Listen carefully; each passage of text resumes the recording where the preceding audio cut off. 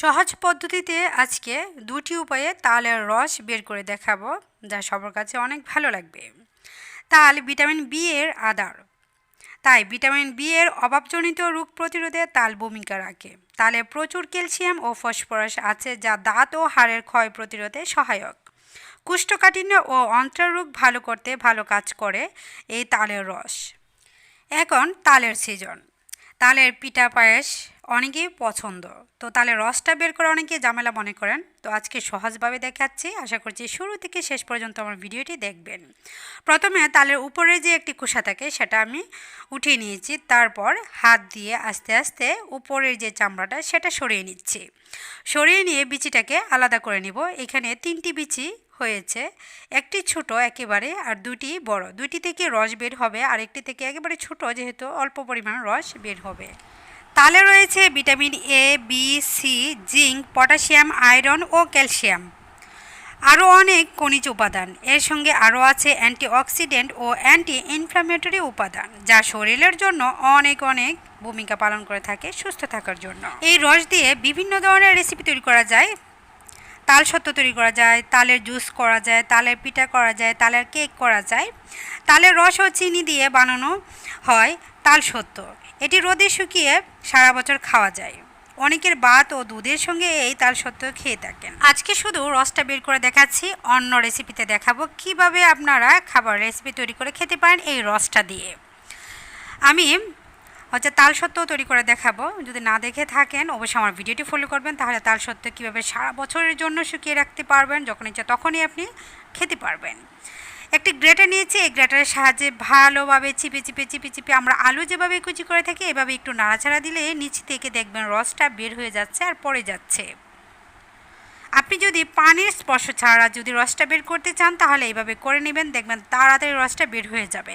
অন্য প্লাস্টিকের চালনি দিয়ে যদি রসটা বের করতে চান সময়ের পরিমাণ বেশি লাগবে। যদি আপনি গ্রেটারের সাহায্যে রসটা বের করতে চান পানি ছাড়া, তাহলে খুবই তাড়াতাড়ি বের করতে পারবেন। অবশ্যই বাসায় ট্রাই করে দেখতে পারেন। অনেকে আছে পানি দিয়ে তারপর চালনির সাহায্যে ভালোভাবে নরম একটি তরল রস বের হয়, আর এই রসটা যে বের হবে একেবারে এক ফোঁটাও পানি যেহেতু দিচ্ছি না, একেবারে আঠালো একটি রস বের হবে। এটা দিয়ে খুব সুন্দর তাল সত্ত্ব তৈরি করা যাবে। দেখুন একটি আমি বিচি ভালোভাবে গ্রেটারের সাহায্যে রসটাকে আলাদা করে নিয়েছি, কতটা ঘন এবং আঠালো রস বের হয়েছে। আমি একটু পরিমাণে পানি এখানে ব্যবহার করি না, তো একটি বাটিতে আমি উঠিয়ে নিচ্ছি। তারপর 2 নম্বর টিপসটি দেখিয়ে দেব। দুটি কমনই সবার কাছে কমন টিপসগুলি তারপর আমি শেয়ার করে দেখাচ্ছি, যেটা ভালো লাগবে সেটা দিয়ে করতে পারবেন। আগেকার মানুষ যেভাবে করতো সেটাও দেখিয়ে দিব। এইভাবে রস করে যদি আপনি রসটাকে আলাদা করতে পারেন তাহলে কিন্তু তিতে লাগে না, এই রসটা খেতে কিন্তু অনেক ভালো লাগে। এই রসটা দিয়ে আপনি পায়েস অথবা তাল সত্ত্ব তৈরি করতে পারবেন, খেতে অনেক সুস্বাদু হয়। আর আপনি যদি পানির সাহায্যে করেন তাহলে কিন্তু একটা তিতে তিতে ভাব থাকে রসটার মধ্যে। অবশ্যই দুইভাবেই ট্রাই করবেন এবং দুইভাবে আলাদা আলাদা খেয়ে দেখবেন কোনটা আপনার ভালো লাগে। এখন 2 নম্বর যে টিপসটি শেয়ার করবো সেটা আগেকার মানুষের করে থাকে বা এখনও অনেকে আছে এভাবে রস বের করে। একটি তালের আমি বিচি নিয়েছি, এখন এইটার মধ্যে আমি পানি দিয়ে নিচ্ছি 200 গ্রামের মতো।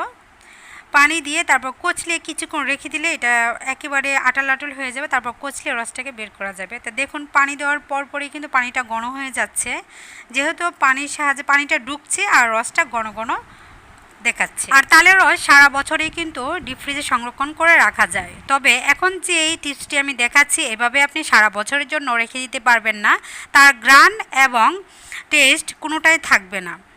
এটাকে গ্রান এবং ভালো স্বাদ পেতে চাইলে আপনাকে অবশ্যই জাল দিয়ে রাখতে হবে, যেহেতু এটার মধ্যে পানি দিয়ে হাতে কচলাচ্ছি তার গুণাগুণ এবং স্বাদ দুইটাই নষ্ট হয়ে যাবে। আর আপনি যদি সিদ্ধ করে রাখেন তাহলে আপনি যেভাবে রাখবেন সেভাবে ভালো থাকবে। আর গ্রেটারের সাহায্যে আমি ঘন যে রসটা বের করে নিয়েছি সেটা জাল ছাড়াও আপনি রেখে দিতে পারবেন, কোনো সমস্যা নেই, তার গুণাগুণ ঠিক থাকবে।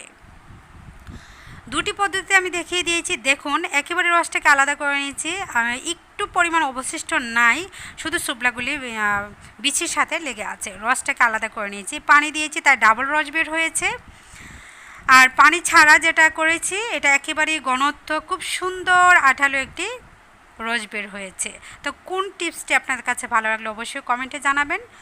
দুইটাই সুবিধা, তবে গ্রেটের সাহায্যে যেটা বের হয়েছে এই রসটার গুণাগুণ আর যে কোনো খাবারে দিলে অনেক ভালো লাগবে, তিতে লাগবে না। আর পানি দিয়ে যেটা কচলে বের করা হয় এটা তিতে পরিমাণ বেশি লাগে। তো আপনাদের কাছে যেটা ভালো লাগবে সুবিধা মনে হবে সেটাই করতে পারেন। তবে আমার কাছে মনে হয় যদি গ্রেটারের সাহায্যে আপনি রসটাকে আলাদা করে যে কোনো রেসিপিতে ব্যবহার করেন খেতেও ভালো লাগবে আর সহজও মনে হয়।